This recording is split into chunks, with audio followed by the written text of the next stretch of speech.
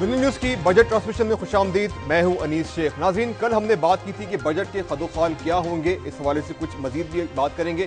लेकिन आज का जो हमारा प्रोग्राम होगा वो होगा एनर्जी के हवाले से। एनर्जी, तवानाई, लोड शेडिंग, ये वो बज़ वर्ड्स हैं जो आज हमारे कान में गूंज रहे हैं। चाहे वो इंडस्ट्री हो, चाहे वो डोमेस्टिक सेक्टर हो, मकानात हो, आम आदमी हो, हस्पताल हो, हर किसी को बिजली की कमी का सामना है। सनतों का पहिया रुका हुआ है। जो घरेलू सार्फिन हैं वो बिजली ना होने की वजह से गर्मियों में बुलबुला रहे हैं, लेकिन अभी तक फौरी तौर पे कोई सलूशन समझ में नहीं आ रहा। तो आज के प्रोग्राम में हम इस पर फोकस करेंगे, लेकिन इससे पहले कुछ अहम अदादो शुमार बजट के हवाले से जो हमारे सामने आए हैं, जो अहम तजावीज़ जो हमारे सामने आई हैं, वो हम आपके साथ शेयर करने लगे। हमेशा की तरह दुनिया न्यूज़ पे ये तजावीज़ आप पहली मरतबा देख सकेंगे। सबसे पहले दुनिया न्यूज़ पे आप ये बजट तजावीज़ देख सकेंगे। सबसे अहम बात जो सामने आ रही है वो ये, जो एक तजवीज़ सामने आई है वो ये है कि शायद तरसीलात ज़र पर भी टैक्स का निफाज कर दिया जाए। ये एक तजवीज़ सामने आई है, एक नहायत अहम तजवीज़ है, और ये सामने आ रही है कि माली खसारे का जो हदफ है वो GDP का 5.6% रखने का इम्कान है, जो 1.4 ट्रिलियन रुपए या 14 खरब रुपए होगा। बजट का हजम कल आपके साथ हम शेयर कर चुके हैं, 34 से 35 खरब के दरमियान में होगा।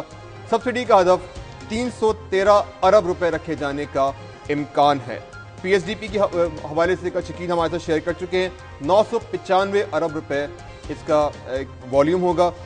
विफाक का तरक्याती बजट 450 अरब रुपए और सूबा का तरक्याती बजट 554 अरब रुपए होगा। एक और अहम बात जो तजवीज़ है वो है GST की शरह 16% से बढ़ा के 17% तक करने की तजवीज़ सामने आ रही है। अब इन तजावीज़ में से कितनी तजावीज़ बजट का हिस्सा बनती हैं ये हमें देखना है। इसके अलावा चीनी पर सेल्स टैक्स पर दी गई रियायत भी ख़त्म करने की तजवीज़ सामने आ रही है। तो ये अहम तरीन बजट तजावीज़ हैं। सीमेंट और सिगरेट पर फेडरल एक्साइज ड्यूटी की शरह में इजाफे की तजवीज़ सामने आई है। टर्नओवर टैक्स की शरह 5% से बढ़ाकर 1% करने की तजवीज़ सामने आ रही है। कई और अशिया पे विद होल्डिंग टैक्स की शरह में इजाफे की तजवीज़ सामने आ रही है। कॉर्पोरेट सेक्टर की इंपोर्ट में जो शरह है वो 5% से बढ़ा के 6% पर करने की तजवीज़ है।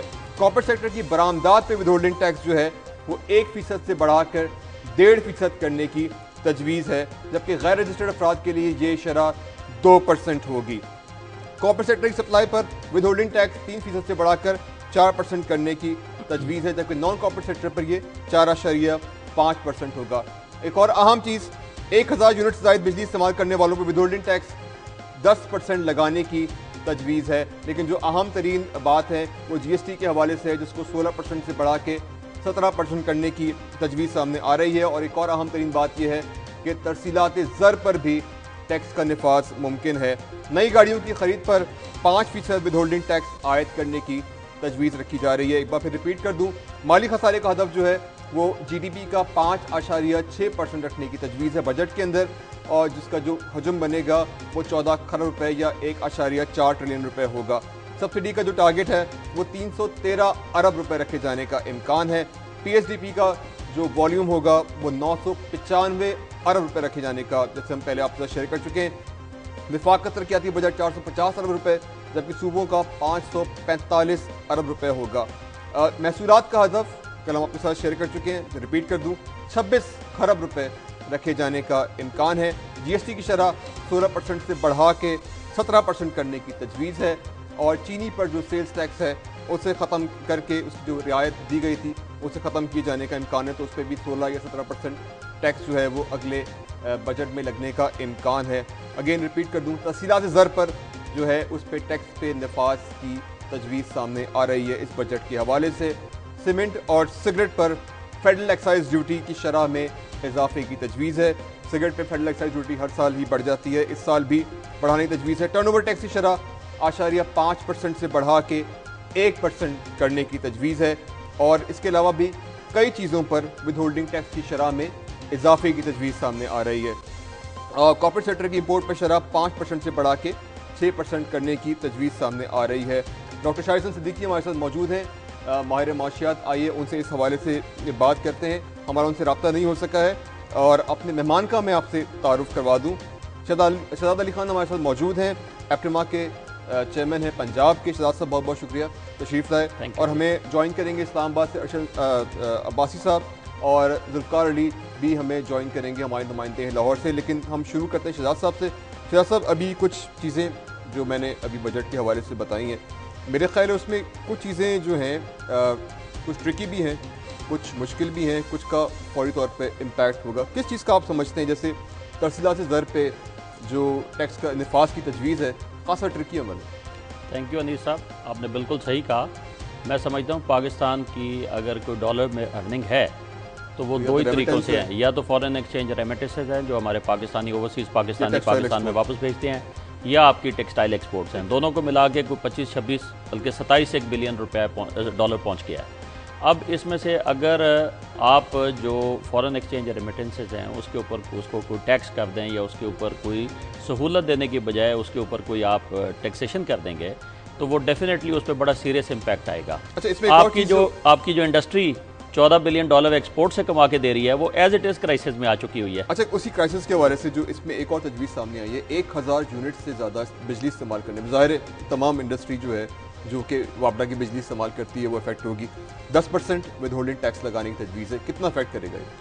देखें, तजवीज़ अभी हुआ नहीं है, हाँ, तजवीज़ सामने आ रही ये है। जो तजवीज़ है इसमें टैक्स जो ये डेफिनेटली एडजस्टेबल होगा, और ये 1000 यूनिट से ज़्यादा डोमेस्टिक के ऊपर होगा। इंडस्ट्री के ऊपर तो ऑलरेडी विद होल्डिंग टैक्स लगा हुआ है, तो ये कोई ऐसी बुरी तजवीज़ नहीं है। असल चीज़ ये देखने वाली है कि लोगों की कैपेसिटी रहे टू पे all these bills, utility charges पे कर दें, हाउस रेंट पे कर दें, खाने पीने की अशिया ख़रीद सकें, बच्चों की फ़ीसें अदा कर सकें। तो जब वो व्हील चलेगा उसमें नेचुरली डायरेक्ट और इनडायरेक्ट ज़रिए से आपकी टैक्स कलेक्शन जो है वो डेफिनेटली इम्प्रूव करेगी। असल इम्पॉर्टेंट चीज़ होगी कि लोगों की रेवेन्यू कैसे बढ़ाना है, आमदनी कैसे बढ़ानी है। तो आप जितनी अगर किसी की आमदनी बढ़ा दें और उसमें से कुछ हिस्सा टैक्स का ले लें तो लोग भी माइंड नहीं करते।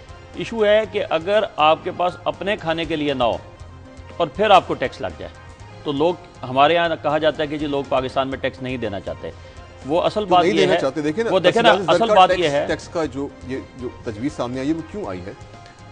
कल भी बात हो रही थी कि जब लेटर भेजे जाते हैं लोगों को कि भाई आप टैक्स दे दें, तो वो अपने रेमिटेंसेस दिखा देते हैं। अब रेमिटेंसेस दिखा दें तो टैक्स नहीं देते, तो अब कुछ ना कुछ तो करना पड़ेगा इसका। देखें, आपको ओवरनाइट इसको टैक्स करके जो 14 बिलियन डॉलर आ रहा है पाकिस्तान में, उसको तो रोकना नहीं चाहिए डेफिनेटली। हाँ, अब आप ये कह रहे हैं कि फिर हमें अपना सिस्टम, उसको अपना टैक्सेशन का जो सिस्टम है उसको इम्प्रूव करना चाहिए। हमें एक छोटा सा ब्रेक लेना है नाज़रीन, छोटा सा ब्रेक लेते हैं और ब्रेक के बाद आपके साथ कुछ और खबरें भी शेयर करेंगे। हमारे साथ रहिए।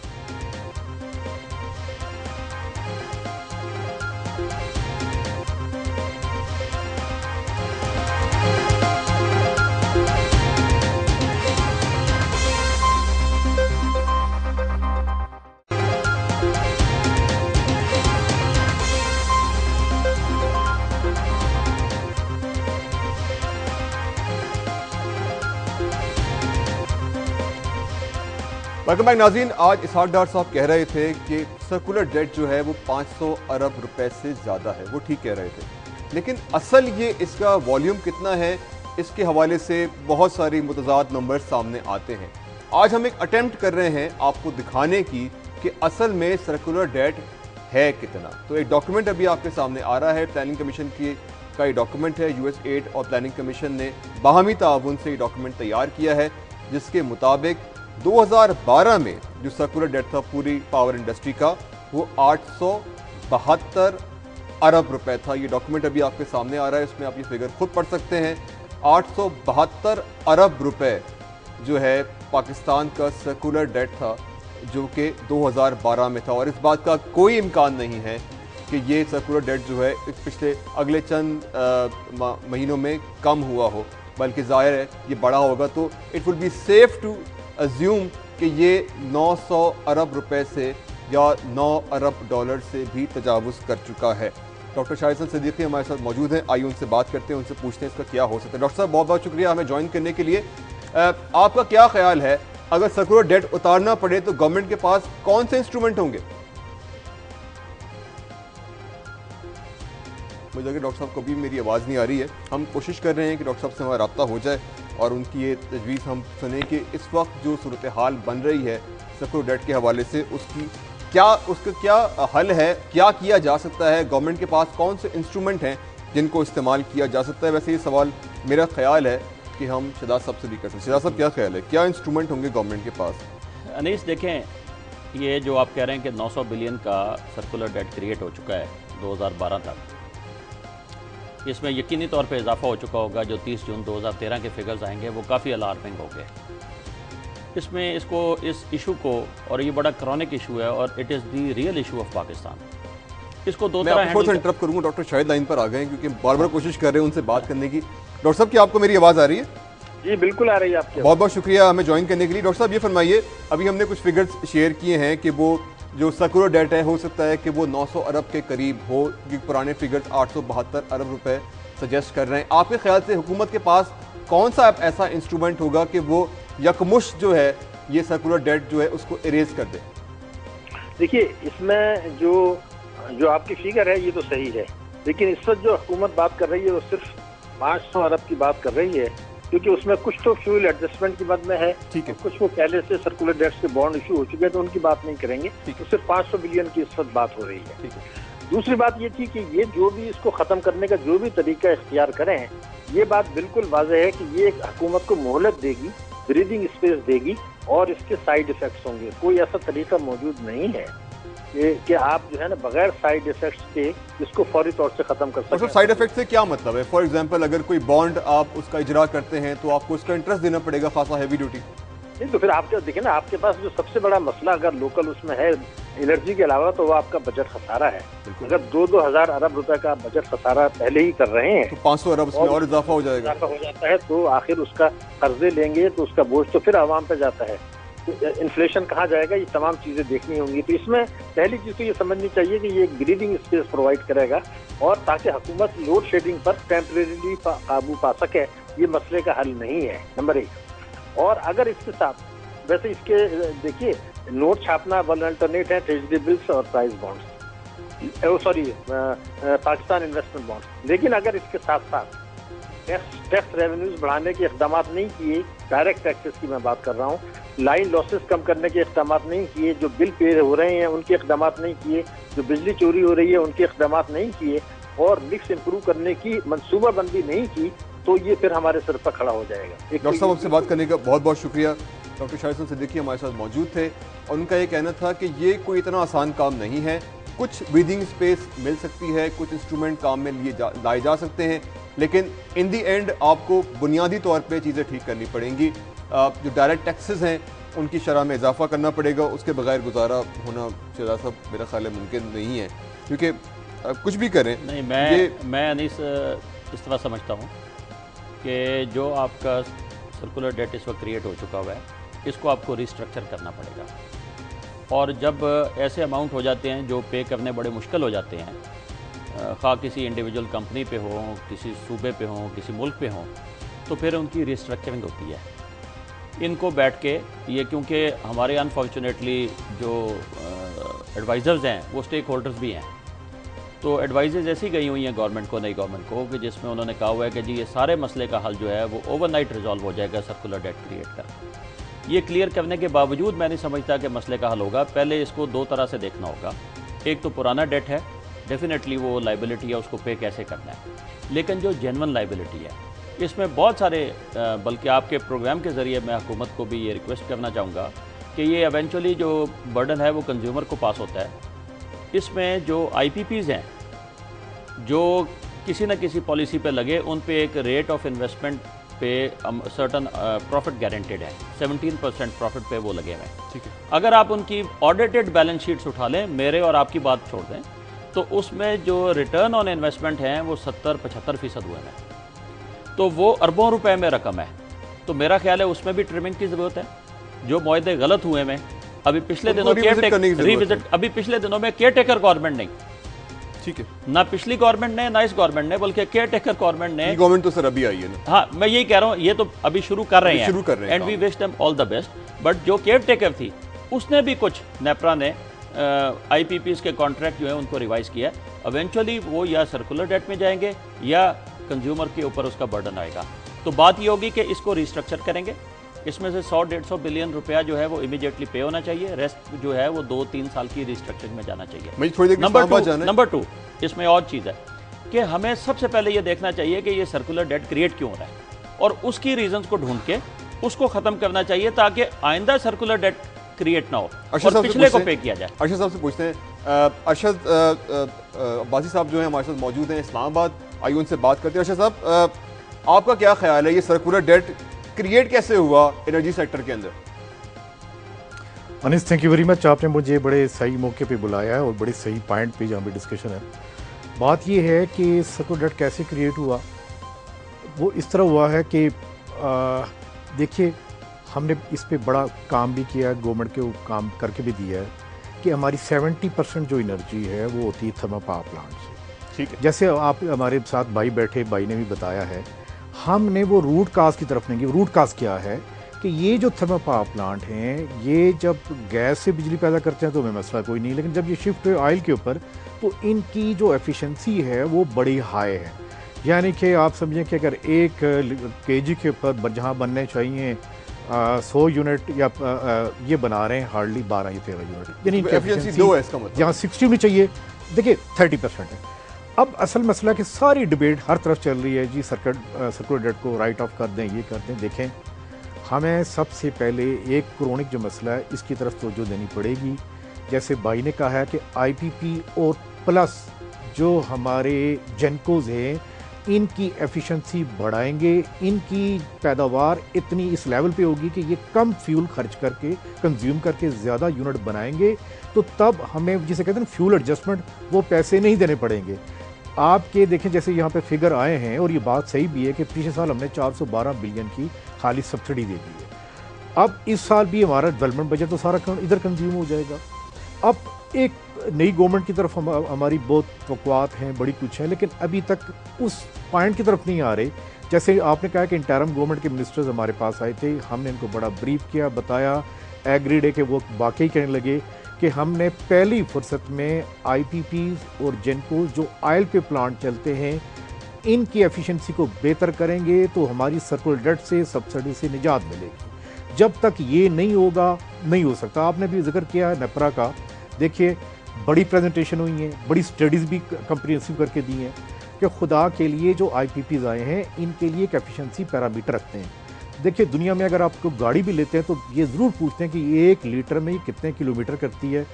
हमने अभी भी नेपरा के किसी डॉक्यूमेंट में, किसी रेगुलेशन में कहीं भी ये नहीं जिक्र किया हुआ कि ये पावर प्लांट की एफिशिएंसी कितनी होगी, ये कितना तेल खर्च करके कितने यूनिट बनाएगा। ये बड़ी अहम बात है। अरशद साहब, होल्ड दिस थॉट, जो मिस है। मुझे एक ब्रेक पे जाना है। नाज़रीन, डिस्कशन बहुत अहम मोड़ पे आ चुकी है कि नेपरा ने भी और हमारी हुकूमत, जो पिछली हुकूमतें रही हैं, अभी तक इस बात को डिस्कस नहीं किया कि जो प्लांट्स लगते हैं उनकी एफिशिएंसी क्या होनी चाहिए। मज़ीद बात करेंगे इस ब्रेक के बाद।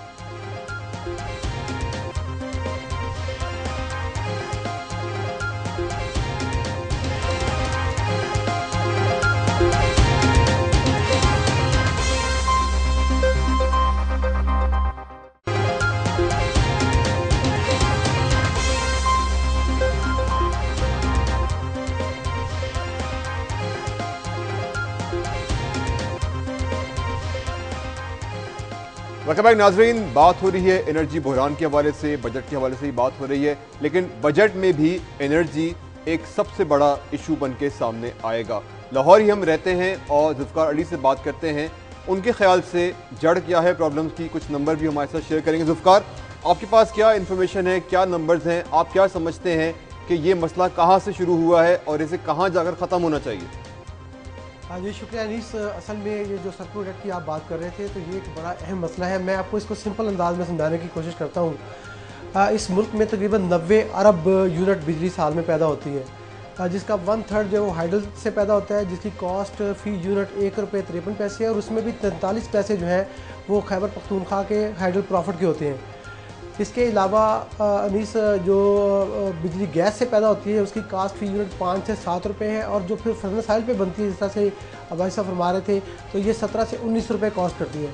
इस तरह एवरेज यूनिट जो पाकिस्तान में बन रहा है वो 13 से 14 रुपये है, और हुकूमत पाकिस्तान का जो टैरिफ है उसके दरमियान में 2 रुपये का तकरीबन गैप है। और 90 अरब यूनिट पे 2 रुपये की जो कास्ट है, जो गैप है, वो 180 अरब रुपए सालाना बनते हैं। और यही वो सर्कुलर डेट है जिसकी वजह से डेवलप हो रहा है। अगर हुकूमत पाकिस्तान ये 180 अरब का इंतज़ाम कर ले तो बिजली की पैदावार पूरी हो जाएगी। जब वो नहीं देती तो ये सर्कुलर डेट में इंक्लूड होता जाता है और फिर ये मसला आगे बढ़ता जाता है। और इसके वक्त जो मेरे पास फिगर है वो ये है 425 अरब रुपए का पावर सेक्टर का डेट है, जिसको पे करने की हुकूमत पाकिस्तान कोशिश कर रही है और मुख्तलिफ तरीके अख्तियार करने की तजावीज़ जो है ज़ेर गौर स्टाफ ने भी बताया है कि इसके लिए एक ट्रेजरी बिल्स इशू करने का विषय है। लेकिन मैं आपको बताऊं कि माजी में जब शौकत अलीम साहब वफाकी वज़ीर ख़जाना थे 2009 में, तो उन्होंने एक तजर्बा किया था। पाकिस्तान होल्डिंग इसका पावर सेक्टर की होल्डिंग कंपनी बनाई थी और उसमें 383 अरब रुपए जो थे इस पावर सेक्टर के डेट के उसमें डाले थे और 0 से शुरू हुआ था और आज फिर 425 अरब हो गया। तो अनीस मसला ये नहीं है, दो तरह के काम है। या तो हुकूमत पाकिस्तान को ये बर्डन आवाम पे शिफ्ट करना पड़ेगा या फिर इसकी सब्सिडी जारी रखना पड़ेगी, वरना ये सर्कुलर डेट का इशू कभी हल नहीं होगा। हमारे साथ रहिएगा। ये बातें जो हैं हम शहजाद साहब से पूछते हैं, अरशद साहब से पूछते हैं। शहजाद साहब, आपका क्या ख्याल है? Let's talk about solutions. क्या सॉल्यूशन हो सकता है? मैं ये जो इन्होंने बात की है उसको करेक्ट कर दूं। जो फिगर्स हैं ना, ऑथेंटिक फिगर्स हैं, वो जो कॉस्ट ऑफ जनरेशन है वो 9 रुपये 10 पैसे पर यूनिट है, 12-13 रुपये कतन नहीं है। और बाकी उसके ऊपर लाइन लॉसेज हैं, डिस्कोस की अपनी कॉस्ट है, एडमिनिस्ट्रेटिव कॉस्ट हैं, वो सारी डालने के बाद भी ये 11-11.25 रुपये है। अच्छा, सोल्यूशन क्या है? सोल्यूशन इसका देखें अनीस, इसके 2-3 मल्टीपल सोल्यूशंस हैं। गवर्नमेंट को एक लाइन लेनी पड़ेगी। ये जो पॉलिसी थी ना थर्मल की, हमारा जो एनर्जी मिक्स है, एनर्जी ब्लेंड है, उसमें थर्मल जो है वो 60-65% हो गया। ठीक है। अब ये पॉलिसी थी 90s की, जब फ्यूल की प्राइस थी $20-25। बिल्कुल ठीक है। आपका जो डॉलर था वो 40 रुपये का था। आज ये फ्यूल हो गया है $100 का, क्रूड ऑयल। डॉलर भी तकरीबन आपका 100 रुपये का हो गया है। उसके ऊपर आप फर्नेस ऑयल या डीजल से बिजली बना के आप सस्टेन नहीं कर सकते। आपको इमीडिएटली अगर यही रखना है पावर हाउसेस, तो आपको इनको कोल पे और आपको इनको गैस पे कन्वर्ट करना पड़ेगा। मैं आपको छोटी सी एग्जांपल देता हूँ ईरान की, जो हमारा हमसाया मुल्क है। Iran second largest oil producer है इन द वर्ल्ड। ऑयल मुफ्त है उनके पास, उसकी आप बेच लें तो बेच लें, अदरवाइज उसकी कोई वैल्यू नहीं। उसमें सैंक्शंस भी लग गई। उसके बावजूद वहाँ पे 100% जो पावर जनरेशन है वो तो गैस, वो आइदर गैस है या कोई और सोर्स है। फ्यूल पे 0% पावर जनरेशन। गैस भी तो बड़ी है ना ईरान के पास। आप वापस आ जाइए कि आपके पास 4.2 बिलियन क्यूबिक तो फीट ऑफ गैस है पर डे। गैस तो पूरी नहीं पड़ती। हाँ, ये वो इसलिए नहीं पड़ रही है कि हमने गैस की कीमत जो है वो आधी कर दी है, क्योंकि हमारी अपनी है। वो हाफ प्राइस पे पाकिस्तान में हर बंदा कहता है कि मुझे गैस दे दो। गाड़ी चलाने वाला कहता है मुझे आधी कीमत पे पेट्रोल के रिप्लेसमेंट दे दो। इंडस्ट्री कहती है कि मैंने जो कोयला लगाना है या कोई और फ्यूल, बायोफ्यूल इस्तेमाल करना है, उसकी हाफ प्राइस पे गैस मिलती है, मुझे गैस दे दो। तो गैस की इतनी पुल है, बीइंग 50% ऑफ द प्राइस, कि वो पूरी नहीं हो पा रही है। आप एक ये तजवीज़ दे रहे हैं गैस महंगी की जाए? नहीं, मैं ये नहीं डबल कर दें उसकी मैं प्राइस? ये नहीं कह रहा कि मैं ये कह रहा हूँ कि इसको सिर्फ पावर जनरेशन के लिए ट्रांसफर कर दें। आपके पास 4.2 डोमेस्टिक में आप अगर मुझे 1 मिनट दें तो मेरी अम्मी खाना कैसे पकाएंगी? मैं आपको बताता हूँ, आपकी अम्मी खाना बनाएंगी। दुनिया में वहाँ पे खाने पकते हैं जहाँ पे गैस नहीं है, और बहुत सारे मुल्क हैं। बहुत महंगी पड़ जाएगी। नहीं, आपको कतन नहीं महंगी पड़ती। आप अगर 1 मिनट मुझे दें, आपके पास 4.2 billion cubic feet of gas है पर डे। ठीक है। उसमें से आप 1.2 बिलियन जो है fertiliser, basic industries, process industries के लिए छोड़ दें, आपके पास 3 बिलियन गैस है। अगर आप ये 50-51% एफिशिएंसी के जो प्लांट्स हैं, पावर प्लांट्स, उनको इंस्टॉल करें या कन्वर्ट करें, जो लगे हुए उनको कन्वर्ट कर दें, तो इससे आपकी 15,000 मेगावाट बिजली प्रोड्यूस होगी at a price of less than 5 rupees per unit. मुझे क्विकली अरशद साहब को इसके बाद नहीं, इसके बाद टाइम कम रह गया, टाइम कम रह गया, ब्रेक पे जाना है। 6,000 आपके पास हाइडल है जिसकी 1.5 रुपए से कम कॉस्ट है, तो ये 21,000 की जनरेशन जो है ये आपकी हो जाएगी। हाइडल की कैपेसिटी भी तो बढ़ा सकते हैं आप। हाइडल वो 7-8 साल का काम है, ये इमीडिएट है सोल्यूशन। आपका जो यूनिट कॉस्ट है वो 5 रुपए के अंदर आ जाएगा। आप सारी हीटिंग घर की, सारी कुकिंग, सारी चीज़ें आप इलेक्ट्रिक ट्रांसफ़र कर दें। सारी दुनिया में ऐसे ही होता है, और आपका जो है वो कॉस्ट नीचे आ जाएगी। ये कोई बहुत बड़ी रॉकेट साइंस की बात नहीं है। इसमें यह है कि जो आपका गैस की एफिशिएंसी है, चूल्हों की, गीज़रों की, ये 6-7% है। आप 6-7% पे गैस को ज़ाया कर रहे हैं हाफ प्राइस दे के। आप उसकी जगह 50% उसकी अगर जनरेशन कैपेसिटी ले लें और 50% एफिशिएंसी पे उसको आप जनरेट कर लें इलेक्ट्रिसिटी, उससे आप घर के चूल्हे भी जला लें, 3-4 हज़ार मेगावाट एडिशनल लोड आ जाएगा। नाज़रीन, हमें यहाँ पे भी ब्रेक लेना है। तजावीज़ जो शहजाद साहब की हैं वो हम डिस्कस करेंगे ब्रेक के बाद अरशद साहब से इस्लामाबाद में, लेकिन ब्रेक के बाद।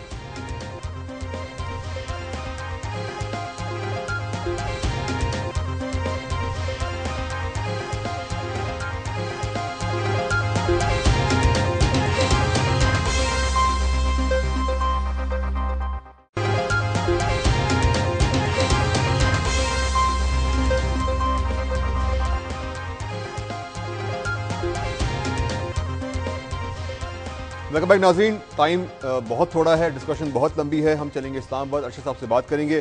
अरशद साहब, शहजाद अली खान साहब कोशिश कर रहे हैं कि घरों के चूल्हे बंद हो जाएं, सारी CNG गाड़ियां बंद हो जाएं और उस गैस से बिजली बनाई जाए। आप कितना इत्तेफाक करते हैं इससे? अनीस, कुछ थोड़ी सी चीज़ों की क्लैरिफिकेशन बड़ी रिक्वायर्ड है। बड़ी अच्छी दोनों दोस्तों ने बातें की हैं, लेकिन एक बात है, देखिए आज फ़र्ज़ करें कि आप सारे गैस पे भी कन्वर्ट कर देते हैं, हमने एक बात ज़रूर पूछनी है कि जो हमारे पास IPP हैं या जेनको है, कि देखिए आपकी वही पहले वाली बात कि एफिशिएंसी यानी गिवन क्वांटिटी के ऊपर आप कितना इलेक्ट्रिसिटी जनरेट करते हैं। देखिए फ़र्ज़ करें भाई की बात मान लेते हैं, आज हम हाइडल मिक्स हमारे यहाँ 20,000 मेगावाट आ जाता है, कल ही आ जाता है। हम इन IPP से जान छुटा नहीं सकते क्योंकि हमने इनसे पावर परचेज एग्रीमेंट किए हैं। अच्छा साहब, मुझे एक मिनट दे रहे हैं, मैं सिर्फ आपके ऐड करना चाह रहा हूँ एक और चीज़ जो मैं चाहूँगा, उस पर आपकी राय ले लूँ। थर कोल के बारे में बड़ी बात हो रही है, ये मंसूबा किस हद तक काबिल अमल है, ये भी अपने जवाब के अंदर ज़रूर शामिल कर दीजिएगा। चले, मैं पहले आपसे अर्ज़ कर रहा था कि देखिए इन्होंने मिसाल दी ईरान की, ईरान के अंदर 18% हाइडल है। मैं एक मुल्क की बात करूँगा, नॉर्वे की, जो यूरोपियन कंट्री है, जो कि दुनिया के 4 मुल्कों को गैस देता है, लेकिन उनकी पूरी एनर्जी किसके ऊपर है? हाइड्रो पे है। हमारे पास बड़ा चांस था, बातें सही कर रहे हैं कि हमने सबसे बड़ी गलती की है कि जो हमने अपनी एनर्जी मिक्स चेंज की है। देखिए एक दूसरे ज़ुल्फ़िकार साहब ने बात की है, ये जो हमारी जो एवरी साल की एनर्जी 9 रुपये नहीं, बल्कि ये गर्मियों में जब हाइडल ज़्यादा हो जाती है, बल्कि आजकल हमारे पास 7,040 हो गई है। कुछ नए जना खान ख्वार, अलाई ख्वार और ये न्यू बैंक ऐड हुए हैं। तो बात ये है कि हाइडल जब ज़्यादा होती है तो कास्ट ऑफ जनरेशन कम आ जाती है। एक सिंपल सी बात करनी है सारे नाज़रीन के लिए कि जैसे भाई ने भी बात की है कि ये जब 1 यूनिट पड़ता है फर्नेस ऑयल से 16 रुपये, हमने कास्ट ऑफ जनरेशन ये कैसे कम करनी है, यानी 16 रुपये को क्या तरीका है कि हम इसको कम करें।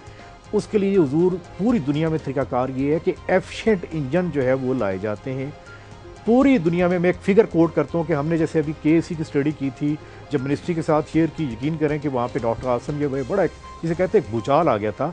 हमने कहा है कि 12 से 13 kg फर्नेस ऑयल से 100 यूनिट बनना चाहिए। पाकिस्तान में 1-2 नए जो IPP, जो मैं नाम नहीं लूँगा, वो बना रहे हैं। आपके यहाँ 36 से 46 kg लेके 100 यूनिट बना रहे हैं। खुदा के लिए ये जो कास्ट ऑफ जनरेशन हाई है, देखें जब जैसे थर्मल में जाते हैं, सर्कुलर डेट, ये सब्सिडी, ये पूरा काम उससे शुरू होता। दूसरा इस याद रखने की बात है, पूरी कौम को मैसेज देना चाहिए, ये जो सब्सिडी है सर्कुलर डेट है, ये एक बन गई एक इंडस्ट्री। 412 बिलियन मैंने लास्ट ईयर दी है। इस पे बड़े बड़े लोग आ चुके हैं। यहाँ पे इस गवर्नमेंट को किस तरह काम करती है, बड़ा मेरिट पे काम करना पड़ेगा। क्या इनमें इतनी करेज होगी कि ये IPPs को कह सकेंगे भाई देखो आपका टेक्निकल ऑडिट होगा। पूरी दुनिया में टेक्निकल ऑडिट होता है हमारे साथ। अच्छा साहब, थोड़ा सा टाइम की हमारे पास कमी है, थोड़ी टाइम की कमी है। कमेंट कर दें थर कोल के ऊपर, उसके हवाले से बड़ी बात हो रही है। पहले ये भी हमने सुना था कि वहाँ पे एंथ्रासाइट बहुत कम है, एंथ्रासाइट जो सबसे अच्छा कोयला होता है, एंथ्रासाइट बहुत कम है वहाँ पर। तो जो थर कोल है उससे गैसिफिकेशन का प्रॉब्लम भी होगा और उसकी माइनिंग भी अगर करते हैं तो ये इतना एफिशिएंट मंसूबा नहीं होगा। आप क्या कहते हैं इस हवाले से? देखिए आपके सामने रिजल्ट हैं। हमारे बड़े नामवर साइंटिस्ट थे, बड़े उन्होंने दावे किए थे कि जी हम इस थर कोल लिग्नाइट जिसकी हीट वैल्यू बड़ी कम है, और दूसरी बात ये कि जैसे इसको बाहर निकालते हैं इसको फ़ौरन आग लग जाती है। इन्होंने एक्सपेरिमेंट वहाँ पे किए हैं। वो जो देखें अल्टीमेटली हमें ये देखना पड़ता है जो काम कर रहे हैं, यानी वो UGC यानी अंडरग्राउंड गैसिफिकेशन से जो गैस निकली है। देखिए प्लानिंग कमीशन के गवर्नमेंट के लोग गए हैं, इंटरनेशनल लोग गए हैं, उसकी हीट वैल्यू निकली है 143 BTU, जबकि जो बायोगैस है वो 450 निकलती है। बड़े अफसोस से कहना पड़ता है कि जो थर कोल है अभी तक हम उसको UGC के ज़रिए जो है उसको हम किसी काम के ज़रिए नहीं ला सके। लेकिन मैं आपको बताऊं हमें बड़ा गौर से देखना पड़ेगा कि अभी तक लिग्नाइट, इवन जी इंडिया में सिर्फ 2000 मेगावाट है, पूरी दुनिया में लिग्नाइट को फेस आउट किया जा रहा है। हमें बड़े क्लेम करने के बजाय जो कि गवर्नमेंट की रिपोर्ट प्लानिंग कमीशन ने और 22 से साइंटिस्ट किए थे, हमें डिस्क्लोज़ करनी चाहिए। हमारे साइंसदान ने देखें जी नाकामी होगी, ये नाकामी है, वो कोल में नहीं है। हमें उस पर बार बार स्ट्रेस करना, ये हमें कुछ सोचना पड़ता है कि लगता कोई ऐसी ताकत है जो पूरे पाकिस्तान में, जी देखिए सुनिए, हाइड्रो पे जाने नहीं दे रही, ये कोल पे जा रही है, वजह क्या है ये? अच्छा साहब हमारे साथ रहिएगा। अब थोड़ी सी बात हम शहजाद अली खान साहब से करेंगे। शहजाद साहब आपकी बात बीच में रह गई थी, आप सोल्यूशन के हवाले से बात करते हैं, अर्शद साहब की बात आपने सुन ली हुई है, प्लीज़ कंटिन्यू करें। मैं आपकी सोल्यूशन वाली बात से पहले एक बात आपसे शेयर करना चाहूँगा कि पिछले दिनों सुप्रीम कोर्ट ऑफ पाकिस्तान ने सो मोटो लेते हुए एक्शन, जो मुल्क में लोड शेडिंग हो रही थी उसके ऊपर ऑर्डर पास किया था 31 मई को, बल्कि 21 मई को किया था। उसके बाद 31 मई को दोबारा डेट पे उन्होंने ऑर्डर पास किया है कि कल तक पूरे मुल्क में इक्वल लोड शेडिंग कर दी जाए और इंडस्ट्रियल और डोमेस्टिक सेक्टर की बराबर कर दी जाए। जिसके बाद जो इंडस्ट्री है उसकी लोड शेडिंग 6 घंटे से बढ़ा के वो 10 घंटे कर दी गई। ऑफिशियल लोड शेडिंग 10 घंटे कर दी गई, 3-4 घंटे वैसे ब्रेकडाउन आ जाता है। तो इसके ऊपर एप्टमा ने टेक्सटाइल इंडस्ट्री को रिप्रेजेंट करते हुए सुप्रीम कोर्ट में एप्लीकेशन डाली।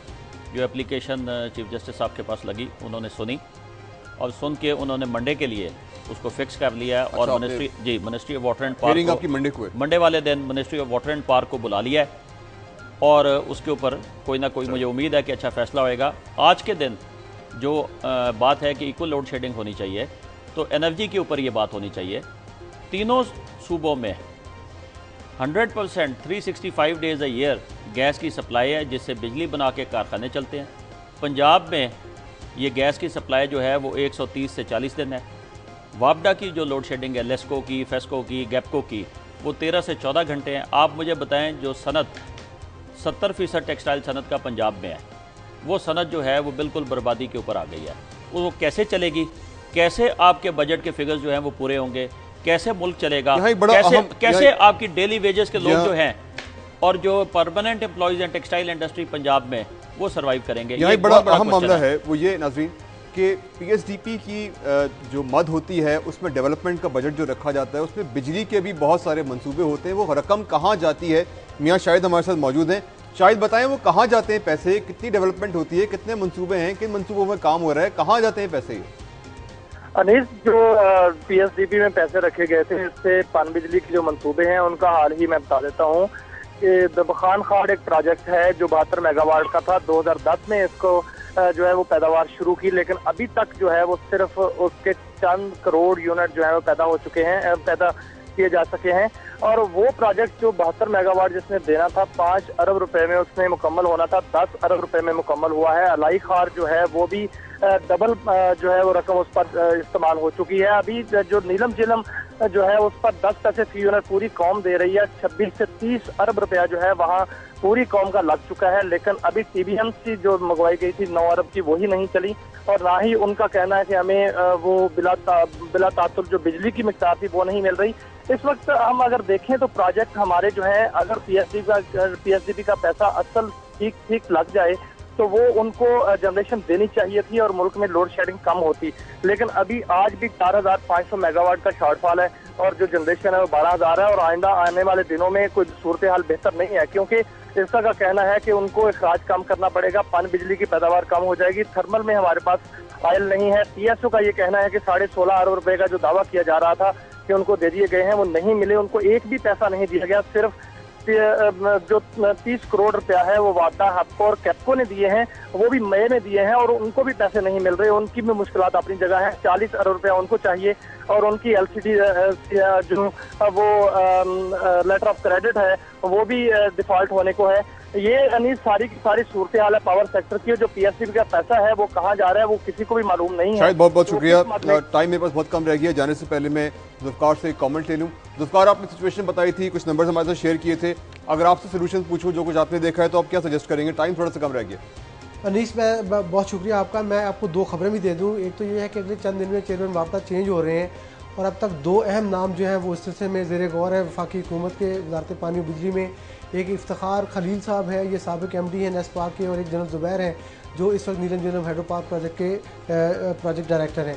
इसके अलावा अनीस, जो सबसे अहम बात है कि हुकूमत पाकिस्तान के हाल ये है जो नेपरा में इस वक्त वर्किंग हो चुकी है कि वो शिफ्ट को बर्डन जो है वो इसको शिफ्ट कर दिया जाए कंज्यूमर की तरफ। तो मैं आपको बता दूं कि अगर ये बर्डन शिफ्ट कर दिया गया और इसके नोटिफिकेशन जो जारी होने थे निगरान हुकूमत में जो रोके गए थे, अगर जारी हो गए तो लोगों के साथ क्या होगा?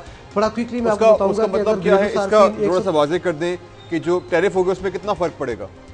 ये टैरिफ अनीस 45 से 50% तक बढ़ रहा है। मैं आपको ये कंज्यूमर वाइज आपको बताता हूँ कि अगर 1 से 300 यूनिट एक घरेलू इस्तेमाल में आता है तो इस वक्त उसका बिल आता है 3096 रुपये, और अगर वो नोटिफिकेशन जारी हो गया तो ये होगा 4506 रुपये।